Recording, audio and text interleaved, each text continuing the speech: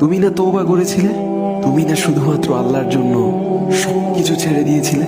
বুঝতে পেরেছিলে কোথায় তোমার আসল ঠিকানা? ভুলে গেছ? আবার কোন পাপ তোমায় গ্রাস করে নিল? তুমি তো সেই যে নিজের পাপের প্রতি অনুতপ্ত হয়ে সিজদায় পড়ে অঝরে কেঁদেছিলে। তাহলে আবার কেন দুনিয়ার ধোঁকায় পড়ে গেলে? কেন ভুলে গেলে কোথায় তোমার আসল গন্তব্য? তুমি কি হার মেনে নিয়েছো নফসের কাছে? তুমি এত দুর্বল? ভুলে গেছো তুমি কার বান্দা? কে তোমার রব? তোমার রব তো সর্বশক্তিমান। সর্বশক্তিমানের বান্দা আবার কখনো দুর্বল হয় নাকি? মৃত্যু পর্যন্ত লড়ে যাও তুমি। শয়তানকে দেখিয়ে দাও তোমার ইমানের পাওয়ার।